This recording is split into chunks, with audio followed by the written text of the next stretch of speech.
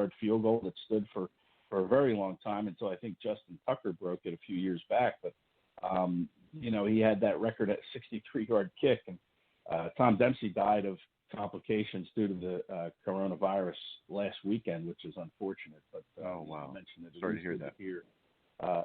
Yeah, I mean, but, you mentioned the natural causes, which is great. But Tom Dempsey, unfortunately, I believe he was 73. He lost his life last week. He was living in a nursing home in New Orleans, which I think has been hit pretty hard. And that nursing home alone has had 15 people die from the COVID-19, and Dempsey was one of them. So that's kind of an unfortunate situation. Yeah.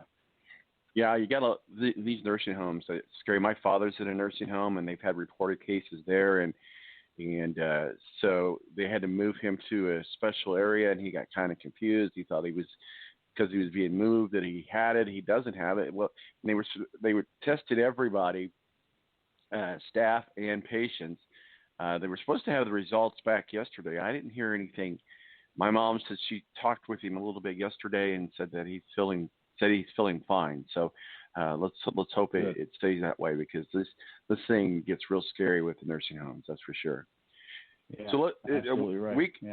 Week after next is the NFL draft. Next week we'll be doing our official NFL balanced mock draft, and we're going to try our best to move this thing out to our normal 2-hour slot, and we're going to try to get all hands on deck for this mock draft for next week. But let's talk a little bit about where the Eagles stand. Now they're at pick 21 in round one, and a lot of people think Justin Jefferson, the wide receiver, because Carson Wentz needs some offensive help, and they're in Philly, and so I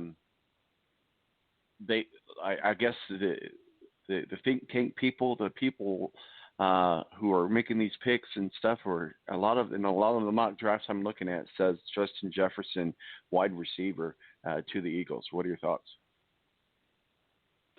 Yeah, that seems to be the popular pick. I mean, everybody seems to think he's probably the fourth best wide receiver after the top three of, the Alabama duo of Henry Ruggs and Jerry Jeudy, and then Oklahoma's CeeDee Lamb, and Justin Jefferson.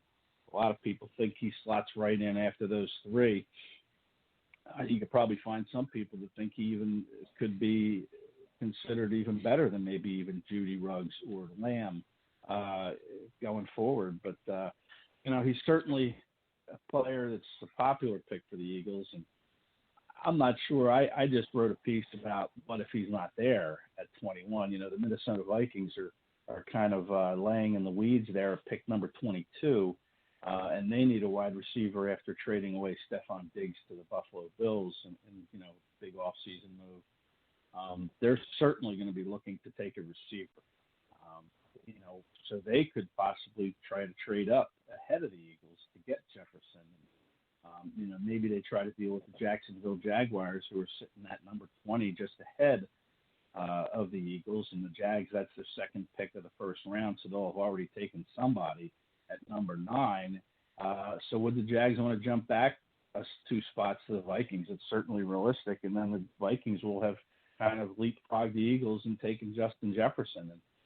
And then what do the Eagles do? That's kind of what I wrote about, is what happens if Jefferson's not there? Do they still go receiver? Who's the next good player in this great group of wide receivers coming out? Could it be, Jalen Reagor from TCU, or Denzel Mims from Baylor, or Brandon Ayuk from Arizona State? I mean, these are all guys that have been mentioned, and Clemson's T. Higgins and Colorado's Laviska Shenault. I could go on and on. So would the Eagles kind of take a receiver at 21, or could they trade back, which I think is a very real possibility? And I mentioned the Baltimore Ravens as a possibility at pick number 28. The Eagles and Ravens have made trades in each of the last 2 drafts in the first round. Last year, the Eagles traded up 3 spots with the Ravens, swapped picks with Baltimore, and they got their left tackle, Andre Dillard. And then 2 years ago, the Eagles were picking 32nd, coming in after winning the Super Bowl, the first time in history they've ever had that 32nd pick, and they traded out of that spot. They went backwards with the Ravens again, and then the Eagles drafted Dallas Goedert, the tight end, in the second round, which was their first pick of that draft. So The Eagles and Ravens have a history. The Ravens, I know, are looking for linebacker help. So maybe the Ravens would trade up into that 21st pick and take their pick of the litter at linebacker. You know, some of the best ones are Oklahoma's Kenneth Murray, LSU's Patrick Queen, Wisconsin's Zach Bond. You know, those are three guys. And the Ravens, if they get to 21, they would have their pick of those three guys, whichever one they like best. And then at 28, maybe the Eagles are more comfortable in taking a receiver like an Ayuk or a Chenault, somebody that, you know, isn't really slotted to go that high in the draft at pick 21, but maybe would be a better value pick at 28, and then the Eagles would get something back in return from Baltimore and going backwards. So there's a lot of different ways they could go. If the Eagles stay at 21 and the Vikings get ahead of them, maybe the Eagles even go for a linebacker. It's really not their philosophy. They don't value that position that highly. But Kenneth Murray's a terrific, you know, from Oklahoma. I've watched some tape on him, and you know, he's a three-down linebacker. He can cover. Mm-hmm. He can play run defense. He'd be a great pick. And the Eagles do need linebacking help, but again, they're not a team that values that linebacker position. But we'll see. I mean, you know, certainly if they stay at 21 and the Vikings can't get ahead of them, I think Jefferson will be the pick. But it really gets complicated if the Vikings trade up ahead of them, and I think the Eagles have to be prepared for that scenario. They can't be caught flat-footed because there's only 10 minutes between picks. So they're going to have kind of a plan B or C in place here should the Vikings trade up, or if another team ends up taking Jefferson, and then there's all four wide receivers gone. The one scenario I don't see is the Eagles trading up in the first round to try to get, you know, one of those big three, Ruggs or Lamb or Judy, just because I don't think Howie Roseman has the ammunition to do that. He's got 8 picks. I don't really see him wanting to give up another pick or two in this draft to move up. I think he wants to take as many players as he possibly can in this draft, because the last 2 years the Eagles have only had 5 draft picks, and he wants to have more than that. Well, we'll see what happens. Let's talk a little bit about play the homer card here at the Indianapolis Colts. Obviously, we know Philip Rivers is coming on as the QB for 1 year.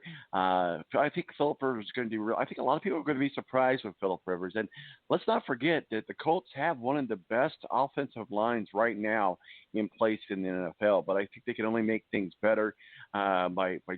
I would hope that they draft a wide receiver, and then the popular line of thought would be Michael Pittman Jr. out of USC to the Colts in their first pick. What are your thoughts? Yeah, you like Pittman. I mean, I've watched a little bit of tape on Pittman, and he is very good.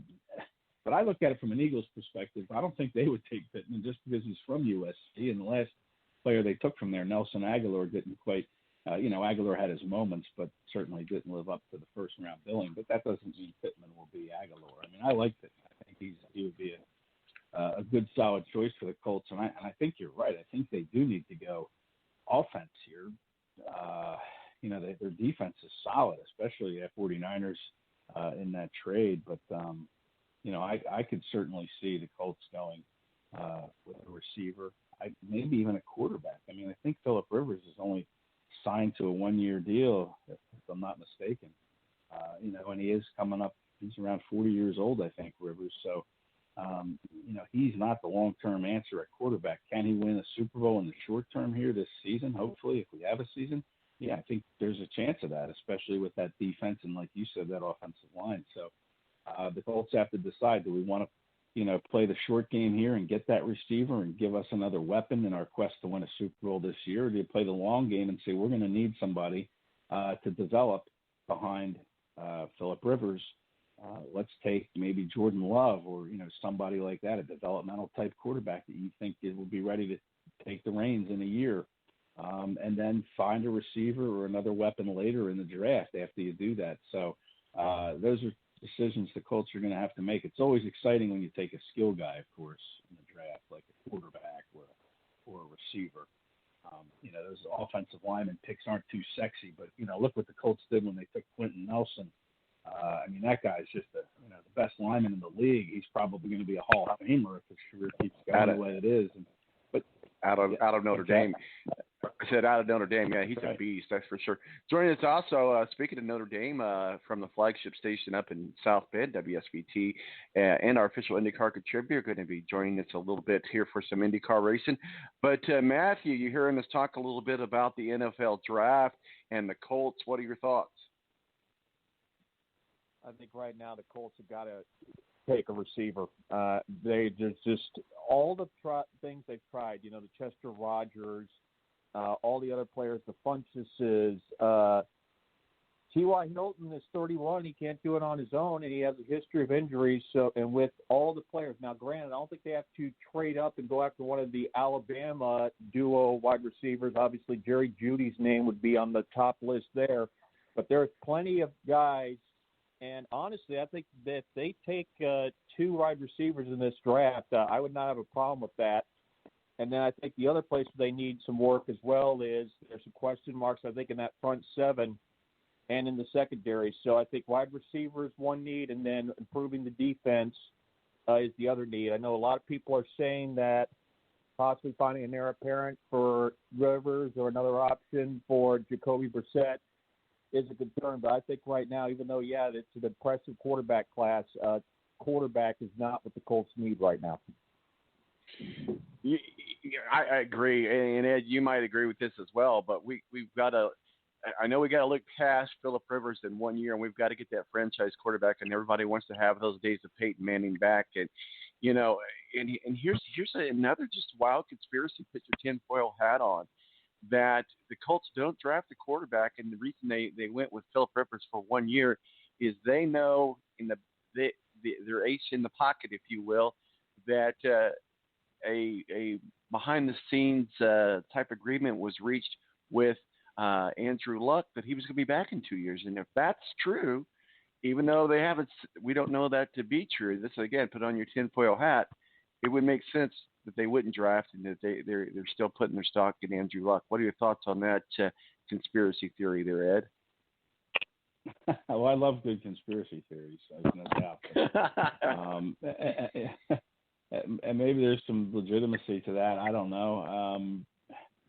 Can you count on Luck? I mean, unless you get it in writing. I mean, you're going to take him at his word that I'm going to come back in 2 years. I don't think you can do that. And then you look at, okay, he's been away from the game for 2 years. At what point, is he going to come back in the conditioning that you want to see, and is he still going to be as effective? He's 2 years older now, 2 years into retirement. I mean, I don't know if you can put your eggs in that basket. I mean, it'd be great.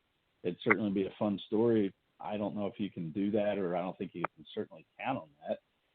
I don't see any harm in taking a quarterback to develop and then let him compete with Luck if he were to come back, or if Luck doesn't come back, then turn the reins over to him. I don't know. I think it's kind of a risky proposition on a lot of levels, and it shouldn't mean the Colts shouldn't take a quarterback in this draft. Well, and here's the other thing. Why hasn't Luck moved out of Indianapolis yet? I know it's a great city and everything, but I mean, what's here for Andrew Luck outside of the Colts? He's married. He's got a kid now. This is a great city to raise a kid. Don't get me wrong, but if you want to add to that conspiracy theory, he still lives here in Indianapolis. So I don't know. Yeah. Conspiracy theories do reign. Real quickly, before we let you go, Ed Kracz, beat writer for the Philadelphia Eagles, our official NFL contributor, SI.com. I want to talk with you about the breaking story that TMZ broke this week, and we've certainly seen a lot of other sources, and that's Chris Johnson being accused on this murder-for-hire deal back a few years ago. They say where there's smoke, there's fire, and there appears to be more smoke than anything right here, right now. Granted, and in all fairness, he's not been formally charged. He's just been accused, and obviously he's denied those accusations. But it's a pretty big story, if to be true, on this murder for hire deal with Chris Johnson. What are your thoughts?